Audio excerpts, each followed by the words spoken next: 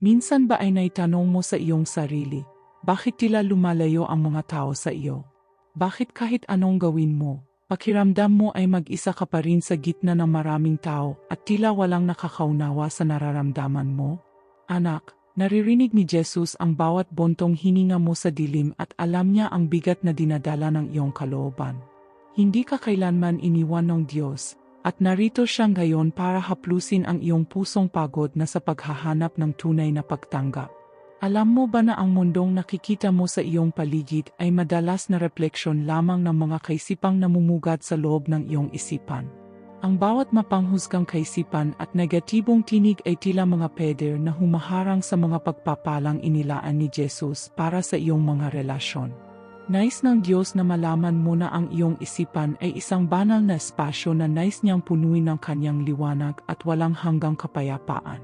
Kasama mo ang Panginoon sa sandaling ito, at dahan-dahan nating titingnan kung paano mababago ng pag-ibig niya ang lahat ng nakikita ng iyong mga mata.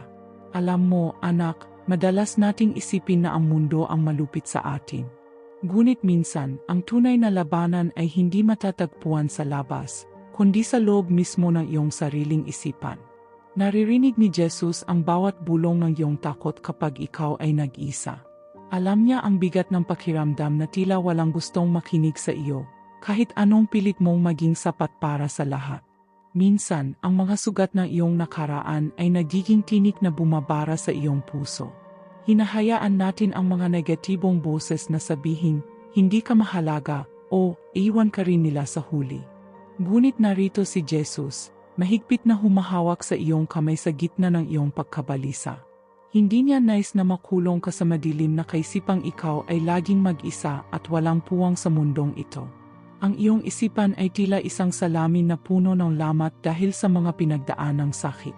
At ang mga lamat na iyon ang nagiging dahilan kung bakit tila malabo at mapait ang tingin mo sa bawat taong lumalapit sa iyo. Gusto ni Jesus na bitawan mo na ang mga mapanghusgang kaisipan na ito. Hindi ka ginawa ng Diyos para magtago sa likod ng mga peder na itinayo mo dahil lamang sa takot na muling masaktan. Kasama mo ang Panginoon sa bawat hakbang, dahan-dahang tinutunaw ang yelo sa iyong kalooban.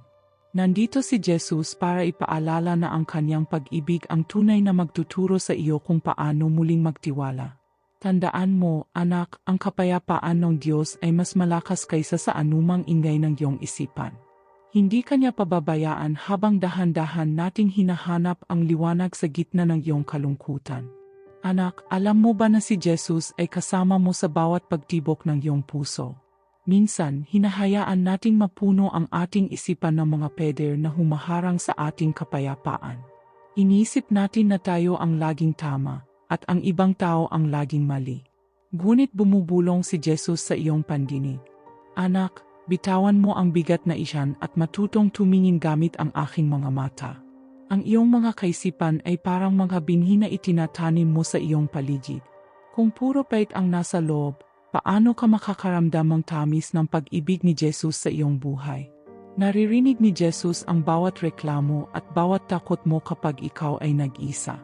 Nais niyang baguhin ang iyong pananaw, upang makita mo ang liwanag niya sa mukha ng bawat taong makakasalubong mo. Ang tunay na wika ng Diyos ay hindi lamang sa salita, kundi sa isang simpleng ngiti na galing sa puso. Andito si Jesus para ituro sa iyo na ang pagmamahal ay nagsisimula sa isang desisyon, ang desisyong magtiwala sa kanyang plano. Huwag mong hayaan na ang iyong mga sugat sa nakaraan ang magdikta kung paano ka makisama sa ibang gayon. Hinahawakan ni Jesus ang iyong kamay at sinasabing, hindi ka na kailangang magtago, dahil sapat ang aking biyaya para sa iyo. Sa bawat pagkakataon na pinipili mong maging mabuti sa kabila ng sakit, dinadala mo ang presensya ng Panginoon sa mundo.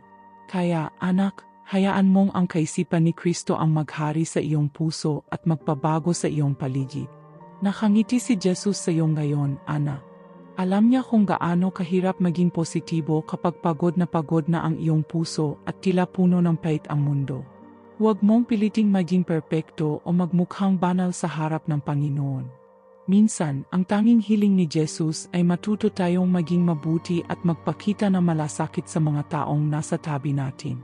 Naitanong mo na ba sa sarili mo, Gusto ko bang maging kaibigan ang sarili ko? Nais ni Jesus na makita mo ang tunay mong halaga, gaya ng pagpapahalaga niya sa iyo mula pa noong una. Alam mo ba na ang isang simpleng ngiti ay ang lihim na wika ng Diyos? Kahit hindi kayo magkaunawaan sa salita, mararamdaman ng iba ang init ng pag-ibig ni Jesus sa pamamagitan ng iyong mga mata. Kung nasaktan ka man ng sobra noon, narito ang Panginoon para hilumin ang bawat lamat sa iyong puso.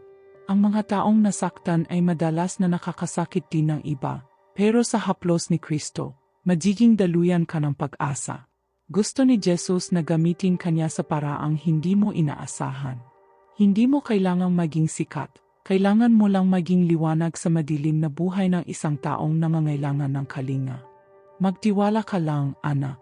Inaalagaan ni Jesus ang iyong kalooban ngayon para dahan-dahang magbago ang takbo ng iyong buhay sa labas. Hindi ka kailanman nag-isa sa laban na ito. Yakap ka ni Jesus, mahal na mahal ka niya, at hinding-hindi ka niya bibitawan habang binabago niya ang iyong mundo. Anak, ang iyong puso ay parang isang salamin na dahan-dahang hinuhugasan ni Jesus ngayon. Alam niya na pagod ka na sa pagdadala ng mga negatibong kaisipan na tila naging bilangguan mo na sa loob ng mahabang panahon. Nais ng Panginoon na malaman mo na hindi mo kailangang maging perpekto para mahalin niya. Sapat na ang lumapit ka sa Kanya ng may katapatan, bitbit ang lahat ng iyong mga sugat at lamat sa isipan. Andito si Jesus sa tabi mo, bumubulong na oras na para bitawan ang pait na nararamdaman mo sa iyong kapwa. Kapag binago ni Jesus ang laman ng iyong isip, dahan-dahan ding magbabago ang mundong nakikita ng iyong mga mata. Minsan, ang mga taong nakakasakit sa iyo ay mga tao ring sugatan ang kaluluwa. Huwag kang matakot na magpakita ng pagmamahal, dahil ang biyaya ng Diyos ay sapat na para punan ang anumang pagkukulang nila sa iyo. Naitanong mo na ba sa iyong sarili, anak? Gusto ko bang maging kaibigan ang sarili kong pagkatao?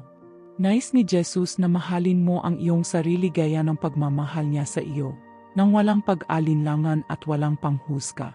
Ang iyong ngiti ay hindi lamang isang simpleng galaw ng labi. Ito ang lihim na wika ng Diyos na kayang magpaamo sa pinakamabigat na kalooban. Gamitin mo ito bilang sandata ni Jesus para magdala ng liwanag sa madilim na mundo ng iba.